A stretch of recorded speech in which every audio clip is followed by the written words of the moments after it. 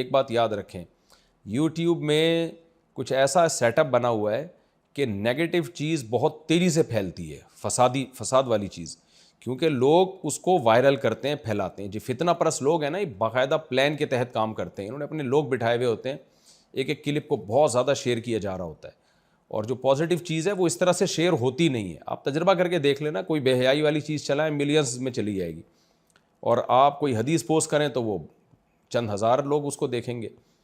تو یہی بات ہے، علماء کے جو کلپ ہیں وہ کم وائرل ہوتے ہیں کیونکہ وہ مدلل بات ہوتی ہے، اور ٹو دا پوائنٹ بھی اس میں کلپ ہوتے ہیں. بعض دفعہ لمبی بات بھی ہوتی ہے لیکن ٹو دا پوائنٹ بھی، لیکن ہوتی وہ خیر کی بات ہے. تو میڈیا کا مزاج یہ کہ شر تیزی سے پھیلتا ہے.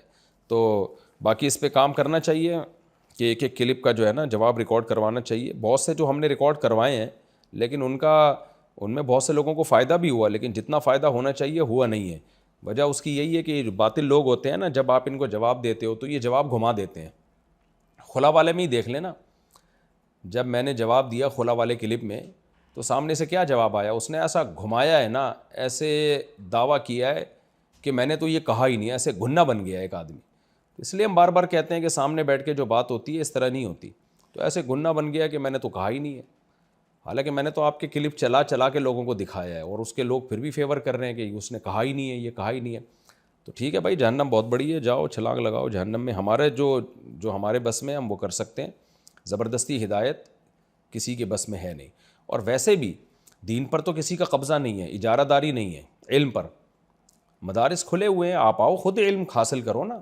میں نے جامعۃ الرشید کا ولاگ بنایا تھا کہ ڈاکٹرز، انجینئرز، ماسٹر کیے ہوئے لڑکے، ماسٹرز لڑکے، پی ایچ ڈی اسکالرز، وہ جامعۃ الرشید میں عالم بن رہے ہیں. 3 سال ہو گئے، کسی کو 4 سال ہو گئے. تو میں نے ان کا انٹرویو لیا تھا کہ بتاؤ دینی مدارس میں کیا منجن بکتا ہے؟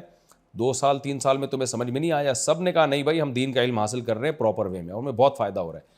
تو یہی میرا خیال ہے کافی تھا سمجھنے کے لیے کہ دینی مدارس میں دین کا علم سکھایا جاتا ہے. تو آپ پراپر علم حاصل کریں. واقعی علم دین پر کسی کی اجارہ داری نہیں ہے، لیکن اس کا ایک غلط مطلب ہے، ایک صحیح مطلب. غلط مطلب یہ کہ جب دین کے علم پر اجارہ داری نہیں ہے تو کوئی بھی ڈاکٹر اٹھ کے دین کے مسائل بیان کرنا شروع کر دے، یہ غلط مطلب ہے. اور صحیح مطلب یہ ہے کہ ہر شخص دین کا علم حاصل کر سکتا ہے، لیکن جب تک حاصل کرے گا نہیں، اس کو یہ اجازت نہیں ہے کہ لوگوں کو فتویٰ دے، وہ لوگوں کو مسائل بتانا شروع کر دے.